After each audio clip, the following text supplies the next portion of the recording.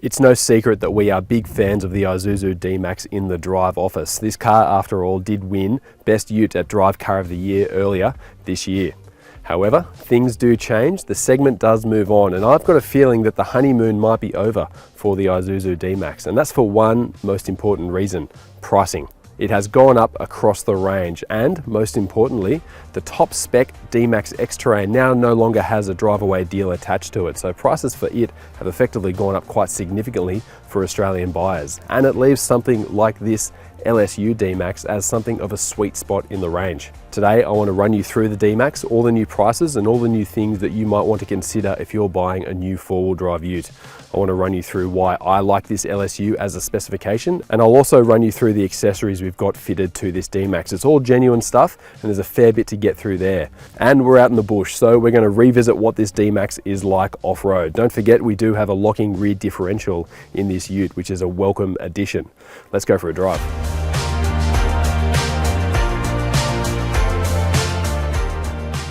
It's complicated, but let me explain. When it launched at $58,990 drive away, it was hard to recommend any D-Max other than the top spec X-Terrain, because the next models down had less equipment and worked out to be dearer than this top spec model. That original price put the Isuzu D-Max on a strong value footing as well, in comparison to the likes of a Hilux SR5 or Rogue, or a Ranger XLT or Wildtrak. But that deal is now gone. Prices then crept up by $1,000 to $59,990 drive away. And then in August 2021, that drive away deal ended and Isuzu reverted back to full prices. And that meant the X-Terrain was worth between $68,000 and $71,000 drive away. That depends on which state or territory you bought the car in and what kind of on-road costs you incurred. As this video was being filmed, Isuzu announced that drive-away pricing would be returning in 2022 with a $62,990 deal. This is $4,000 more than the original launch price. And now that brings us here to the next model in the lineup. That's LSU, and it's a popular variant for a lot of D-Max buyers.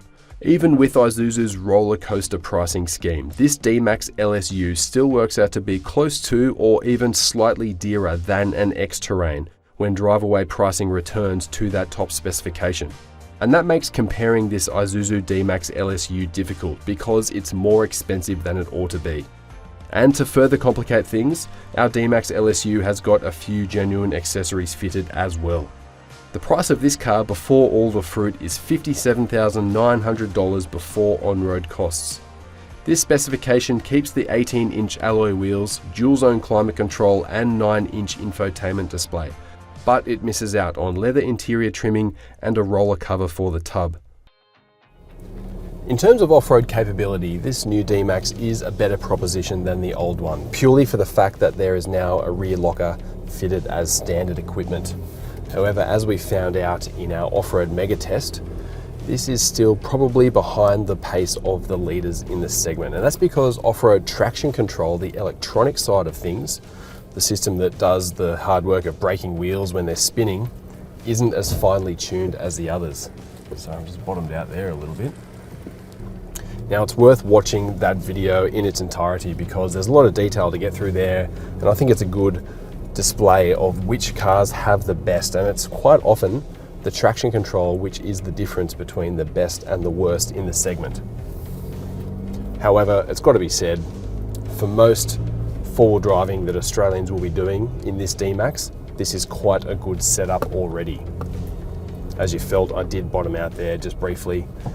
You could improve the ground clearance, you could improve the grip via the tyres and that sort of thing. It's not too hard to make this thing even better off-road. And there is a lot of aftermarket and genuine accessory stuff you can add to this car to make it better. The 3-litre engine, which makes 140 kilowatts and 450 newton meters, offers a strong and relaxed delivery of torque, and that's great for low-speed off-road driving. Gearing is on par for the course in terms of other four-wheel drive utes, and it works well, especially when it's paired up with this smooth and well-natured 6-speed automatic gearbox. And while there are certainly more powerful and more capable standard offerings in the segment, this D-Max does represent a good base to build up and modify into something to suit your own needs. I think when someone asked Isuzu how many accessories they wanted fitted to this press car, they replied with yes, because we've got just about everything you can option on this car. There's actually over $13,000 worth of accessories fitted to the D-Max. Now let's start from the front. This is the most expensive piece. This is an alloy bull bar. There's a few things to like about this. Number one, you've got tabs on each side here. That's for antennas and the like. And it actually keeps them out of the way of the cameras up there on the windscreen that operate things like lane departure warning and autonomous emergency braking. You can also fit a light bar on the front here or driving lights, that sort of thing, but the bar is not winch compatible. And it's also alloy, which is lightweight, always a good thing in a four-wheel drive, but the big problem is that it's expensive. $3,750 for this, as you see it here. That would go a long way with other aftermarket options. Now it's worth pointing out that these are all genuine accessories. They're a genuine item fitted at the dealer for the D-Max, and there is a bit of comfort in that in terms of warranty and that sort of thing, but you do pay a premium for this service. This bar is very expensive. Another important accessory for those who want to go off-road is of course the snorkel, and this Isuzu one costs $1,190. It sounds quite expensive for a big piece of plastic, but you have to pay for the install, which is arguably the most expensive part of putting one of these on your car. And it's not something you want to get wrong either. They drill into the A-pillar here, and they also drill your fender, so you don't want to mess that up. But I have to note that Isuzu have gone to some good lengths here to make installing a snorkel a little bit easier in terms of the ducting inside and under the engine bay. The airbox in particular doesn't need to be modified too heavily, which is quite nice. And I also like that this is a one piece all the way from here up to the top, so water shouldn't be getting in too easily. Now you'll notice that that total is rising pretty quickly, and we haven't even got to the back of the ute yet, but we've still got some more stuff here. These are roof racks. You've got a 100 kilo roof load limit on this D-Max, so you can actually load this thing up if you're going away on a big trip. And these are a good option. Maybe something like a swag, something lightweight. You don't want to put anything too heavy up here, especially if you're going off-road, because you don't want to ruin your center of gravity. Let's keep going. You'll notice here we've got a hard lid fitted to the back of the D-Max. That costs $3,200, and you've also got a sports bar integrated into that. That is a separate piece, and that's $1,290. So if you combine those two together, this is actually the most expensive accessory fitted to the D-Max. Now I've got one personal problem with it aside from price. I did notice that this leaked a little bit when it was standing in rain overnight. We had some stuff in the back. I think it was a box of cereal. Nothing important, but it did get wet. Now another thing you also need to consider if you're going to be using this D-Max, for one thing that it is fairly good at is a tow bar. This is a genuine Isuzu one. It costs a bit over $1,000, but that's not the end of the expense. You'll also need to factor in a wiring harness. We've got a 12-pin unit here, but you also might need a 7-pin depending on your trailer. Plus you might need to consider electric brakes depending on your trailer setup. Most of the time when you get into a press car these days, there isn't many Ks on the clock and the car is quite fresh, but that's not the case here. This D-Max actually has 16,000 kilometers on it, or a little bit more than that. And for a press car, you kind of need to think of that like dog years. For those 16,000 Ks, this thing's probably been driven pretty hard with not a whole lot of respect. So it's a good opportunity to see how this D-Max is holding up in terms of the interior.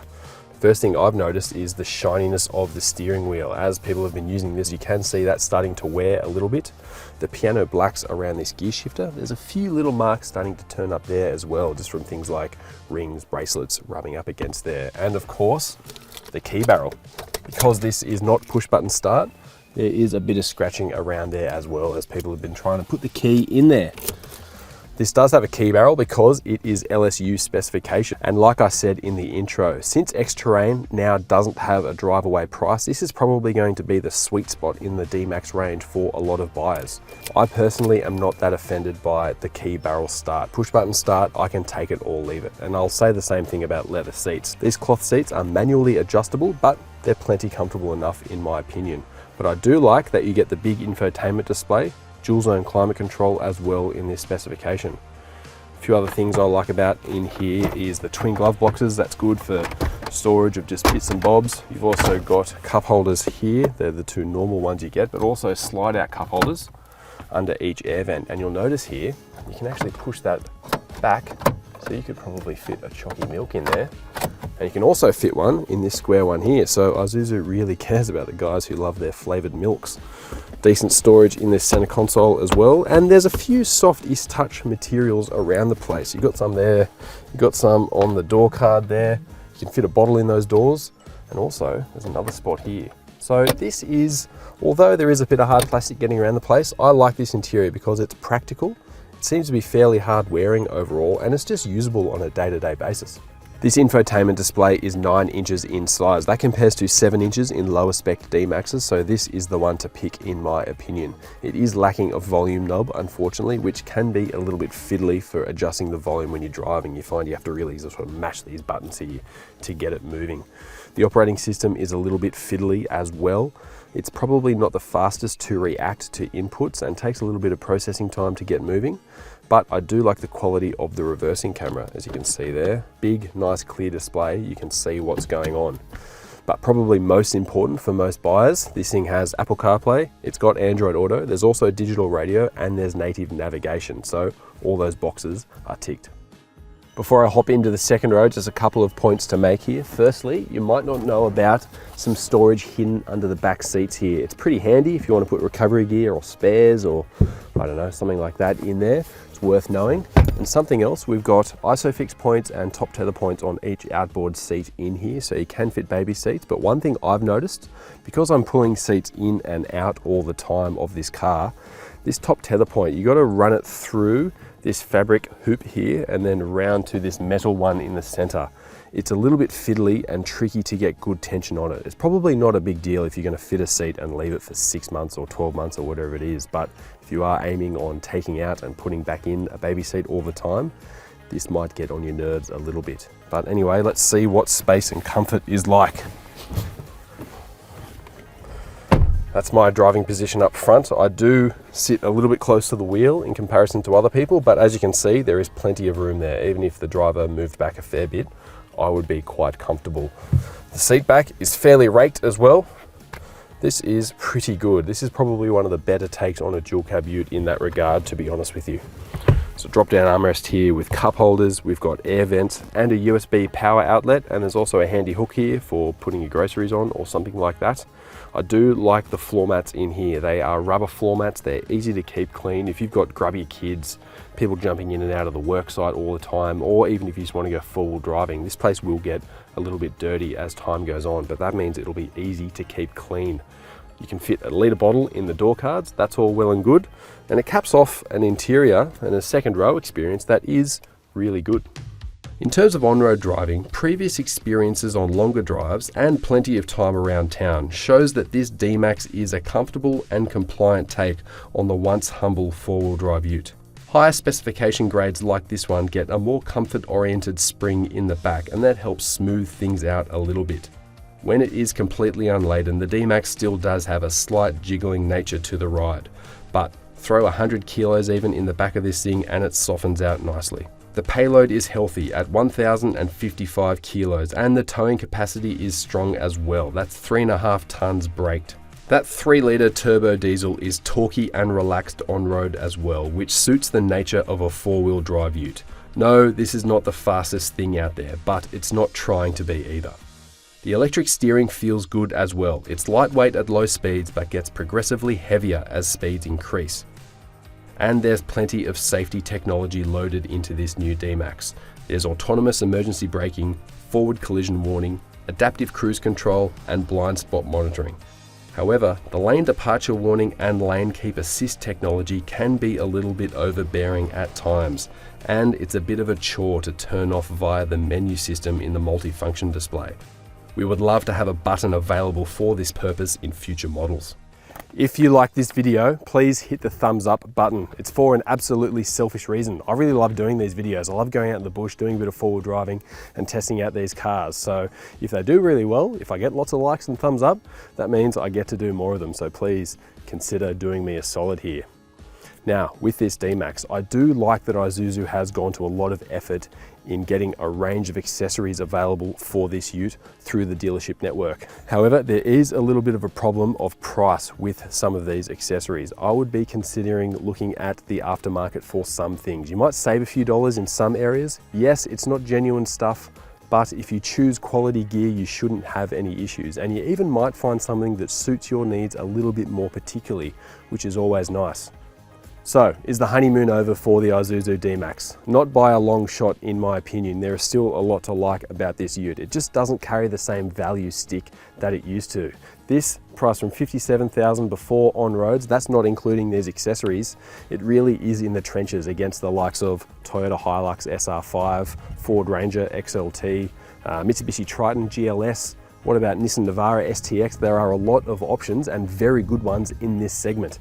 It means that it's good for buyers, they've got a lot of choices out there, but it also means they've got a lot of legwork to do in terms of finding out which one suits their needs best.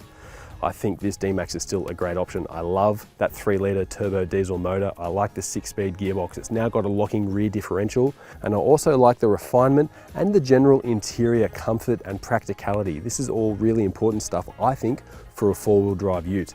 And that leaves the D-Max for me to still be one of the best choices in the segment.